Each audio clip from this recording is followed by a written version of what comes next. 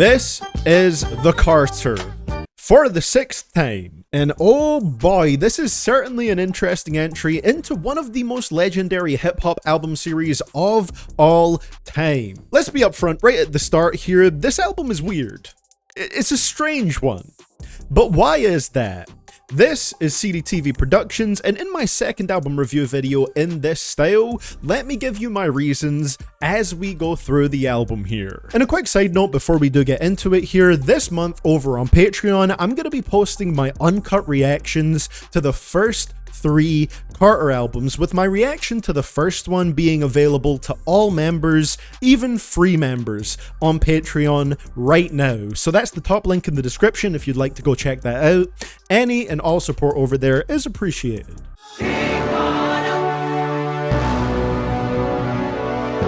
King Carter and Welcome to the Carter kick this album off in suitably dramatic fashion.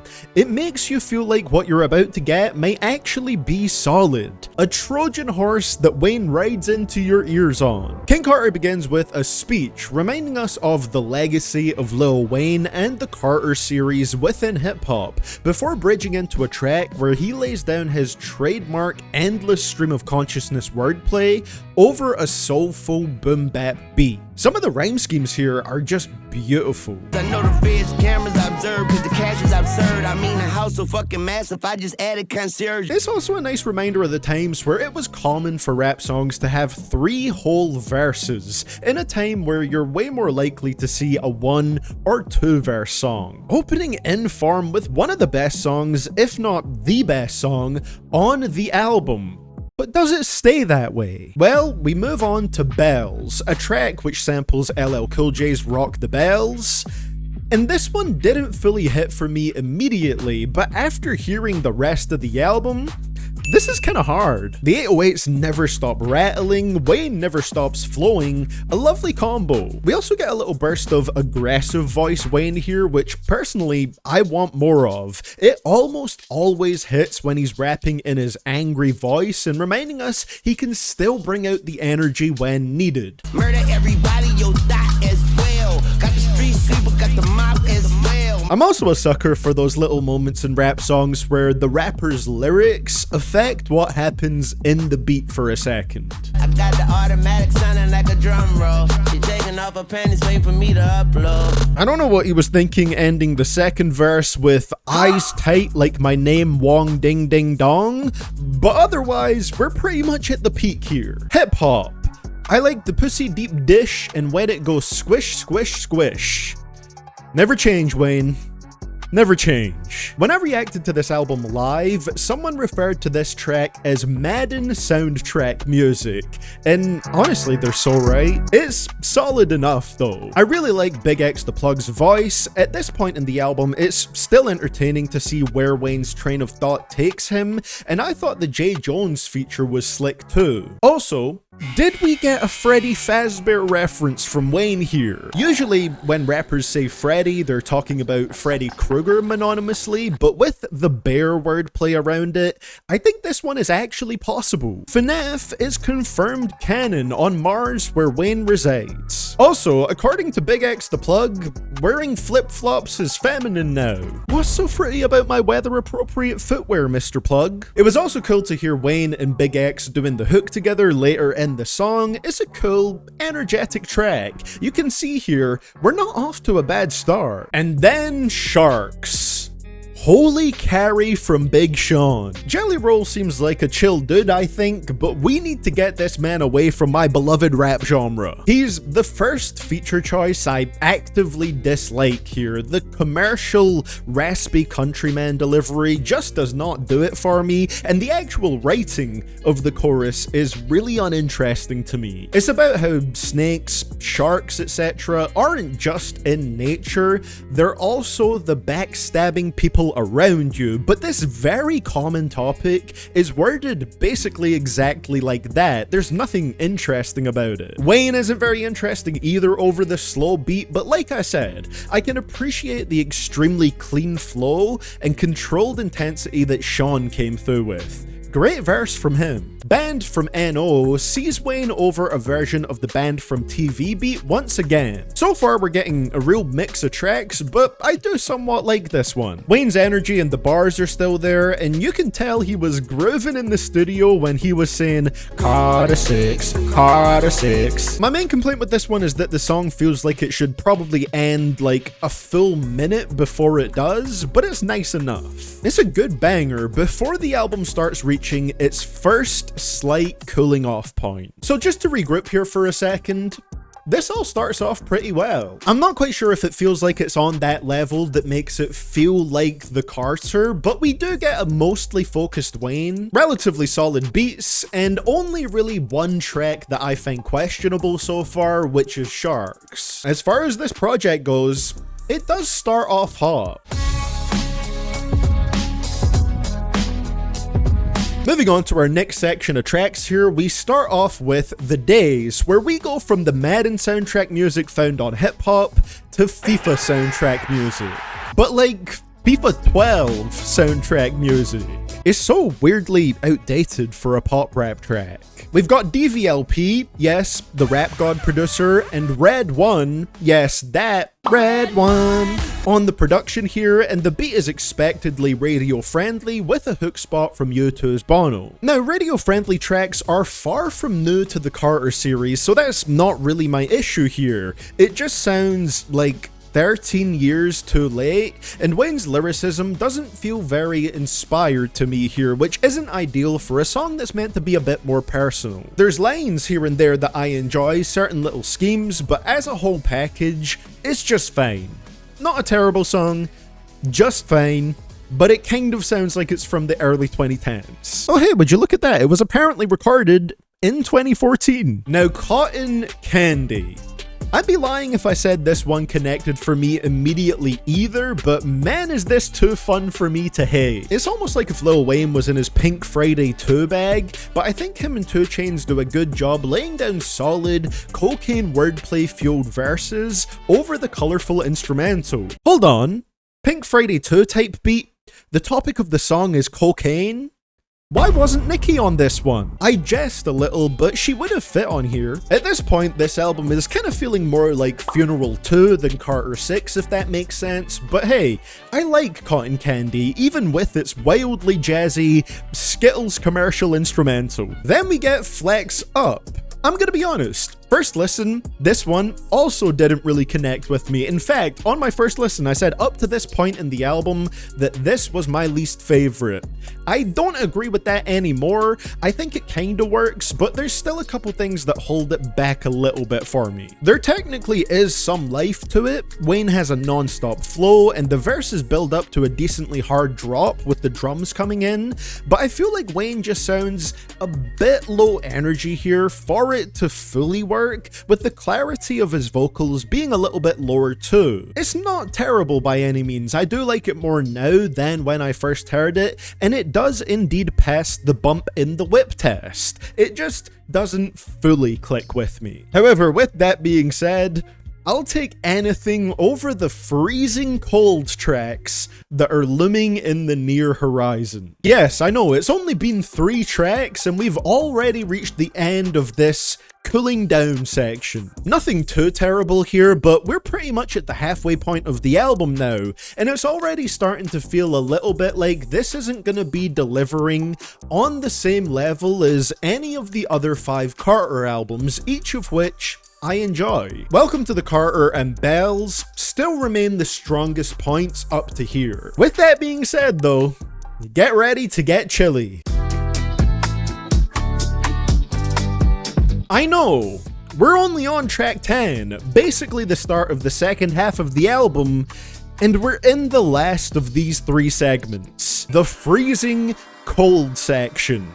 Buckle in, ladies and gentlemen, because this is where the Carter 6 becomes the farter shits. Ironically enough, we start off the freezing cold section with a track that talks about being in the sun.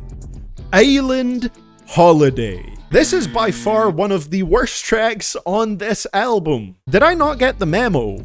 When did this album become Rebirth 2? Does CS finally have competition? This is apparently Wayne's version of Weezer's Island in the Sun, a song that I don't think I've heard before because I am mostly uncultured outside of rap music, so I gave it a listen, and it is hilarious to me that Wayne decided Carter 6 needed his own version of this track. Why, man? Is it because Weezer sounds like Wheezy, so Wayne feels connected to them in some way? Who fucking knows? His vocals are terrible here. It's very funny, but man is it awful. And on this one, I'm sure you do, Wayne. Now, while this is the freezing cold section, there are still flash fires here and there, don't get me wrong. Or like, flash embers at least. Loki's theme starts off shaky with a flow that does not seem to match the rhythm of what's behind it. What up though, it's Tunchi. New Orleans nigga turn gumbo to sushi. Money real tall like Matumbo, you puny. But once the drums come in, we finally get another pretty solid one here. Wayne rapping over a hard beat is all you need sometimes, and this works as that. And the guitars at the end of this one actually slap. For some reason, there is a big guitar slash rock focus at parts of this project, but at least it sounds pretty good on Loki's theme, as abrupt as it might be. Speaking of guitars, you guys remember How to Love?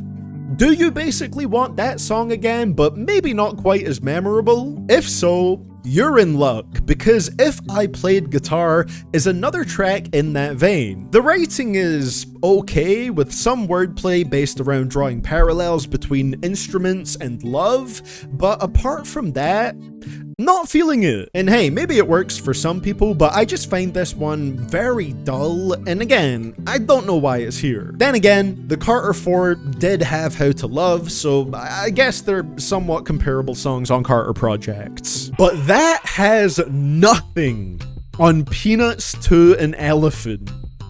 Oh my god. The Hamilton man himself, Lin-Manuel Miranda, produced this one, and I don't think I want to hear him producing for someone else's rap track ever again. Bro gave Lil Wayne a goofy-type beat for this song, and yes, that is a real sentence that just left my mouth. Blaring elephant sounds, weird video gamey sounding synths or something like that, combined with the drums that feel as clunky as everything else here, it is a musical disaster. It's just baffling. Wayne had zero chances of sounding good over something like this. And he compares women with fat asses to elephants like 3 times on this song, like it's his new favorite joke that he can't stop repeating. Awful. Awful, awful, awful. This song alone doesn't ruin the album for me, but you know it's a problem when it's the main thing people are coming away from the project talking about by bashing it heavily. Next up, we have Rory featuring Wayne's 15-year-old son, Cameron Carter. And honestly, it's not bad. I'm not sure why we have Wayne talking about fucking hoes so much on a track with his son, but overall, it's a nice enough track with a hook that actually sounds pretty smooth from Wayne's son. This is another one that's nice enough to listen to in the car. It's a decent track. Maria. I didn't think we'd hear a track that samples Ave Maria here, but here we are. And this one features Wyclef Jean, who also produced the track, and we've got to talk about this man for a minute. He might be a big part of the Carter 6's direction because he executively produced this shit. This man might be responsible for Peanuts to an Elephant making this album, and for that, he will never be forgiven. Oh yeah, and the song itself is just absurd. This album took such a weird direction, and this one feels like it's almost meant to be TikTok bait. Can you believe he rapped over this opera sample? Whoa! Wyclef starts off alright on the song, but trails off to just sounding a bit weird on it as it goes on, and Wayne has a verse with some solid bars. It's just hard to get into over this instrumental. Speaking of executive producers, on Being Myself, we finally get some Manny Fresh involvement, being credited as a feature for his production work here. And hear me out. If this is gonna be the Carter 6, Why don't we have Manny Fresh executively produce this instead of Wyclef? And the reason why I say that is because this song actually reminded me of that first Carter album where Manny was a massive part of it, and it's a nice feeling. A track like this gives me that Carter vibe that so little of this album has up to this point. Is Before I Let You Piss Me Off, I Pee on Myself a ridiculous bar? Sure it is, but the rest of the track around it is so good that it doesn't bother me. Being Myself is a highlight and a look into what we could have got more of if Manny and Wayne reunited in full force for this album. Moolah coming in. Another track where we see Wayne collaborating with one of his sons, this time Lil Novi. And this one sadly just doesn't work as well for me. From what I understand and the sound of this track, Novi is more influenced by the Opium label sound than anything else, and so this song leans more towards that style, and I just don't think it sounds all that great and isn't the best fit for Wayne either. Not a big fan of the 808s on this one. And once again, he talks about him and his 14-year-old son this time having sex with women, which is just uncomfortable. Don't love that. He only 14, but that's nothing but numbers. FBI please. And then following that, we get the Nightmare collab on Alone in the Studio with My Gun. MGK and Kodak Black. No Drake and Wayne on here, no Nicki and Wayne, no Eminem and Wayne, but instead we get this. And it's pretty bad as I thought it might be. MGK is just here to do the chorus and it sounds extremely uninspired. Kodak is one of my least favorite popular rappers and that doesn't change here with a bad verse, and the beat is pretty lifeless. Definitely didn't need this one. Which brings us to the grand finale. Written history. If you ask me, the Carter series has a history of damn good closing tracks, so does this follow suit? Not really. It's a very underwhelming track to finish with, going super low-key with middling verses from Wayne. It's nice to hear a couple bars about his family on here, but it's not enough to make the song stand out. The Carter 6 just kinda trundles towards the finish line. And there we have our last stretch of tracks on an album that I would say pretty perfectly fits the thermometer scale. Yes, I'm coining this here today. Hot at the top, but cools down pretty uniformly the more that you move down it. It's not a one-to-one perfect comparison because there are a couple enjoyable tracks in the latter half, but it's pretty close. To me personally, this is the worst closing stretch of tracks on any Carter album, the worst second half on any Carter album. And Carter 3 had Lala and Pussy Monster in its closing stretch. Not ideal.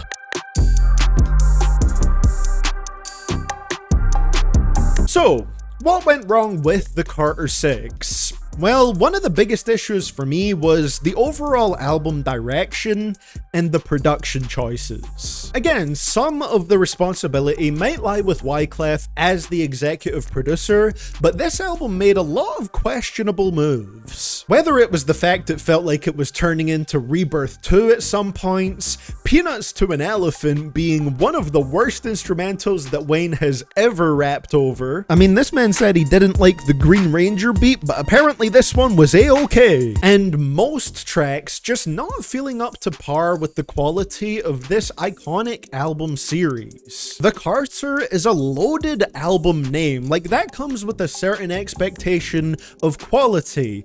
Call this album Funeral 2, Sorry for the Wait 3, I Am Not a Human Being 3, and I would definitely have slightly lowered expectations going into it. But this is part of a legendary rap album series. It's worth mentioning that I didn't think there was a single bad album in the Carter series until this one came out. I've finally heard them all, and the lowest that I'd rate any of the others is probably still at or above that 7 out of 10 region. But the Carter 6, unfortunately, occasionally hits those I Am Not a Human Being 2 type lows, and as a whole package, just doesn't really hold up. Is Wayne still in top form on some of these tracks? yes, I would say he is on some of them. But I think that hits its peak in the first 2 full songs here, with the absolute peak being Welcome to the Carter. Of course, there's bundles of wordplay throughout this, and Wayne's lyrically creative mind can absolutely still be commended, however hit or miss that wordplay may be. But pretty much every album of his is a bundle of bars. The album needs to do a bit more than just have a bunch of wordplay to be good in my opinion, and the Carter 6 is definitely lacking when it comes to its overall sound and lack of interesting ideas. Now, with all that in mind, I will say this. I think some people are being very over the top when they say that this album has ruined Wayne's legacy or ruined his career, because I don't think the mark that this man has left in hip-hop can be erased or muddied all that much. This is the worst Carter album to me easily, but I'm not even super mad about that. Like, it's not good, but I don't think any less of Wayne overall because of it. This is a man who lives and breathes rap music, who has laid down an incomprehensible number of verses, and I'll always respect his sheer dedication to rapping. So for me personally, the Carter 6 is probably somewhere in that 4 to 5 out of 10 region, possibly 5 out of 10 region. We'll see if more listens get me there. I'm not 100% sure, but we'll see. But hey, to look on the brighter side of all this, I've still got the first 5 Carter albums in my music library to revisit at any time I would like. And so, those were my thoughts on the Carter 6 after a few listens. Let me know what you think about it down in the comments below, and I've left a video on the screen right there that you might be interested in checking out. And before I go, much love to my channel members and Patreon supporters on the screen right now, with a special shout out to Henry Flores, I Am Regent, Lucas1123, and Neo Striker.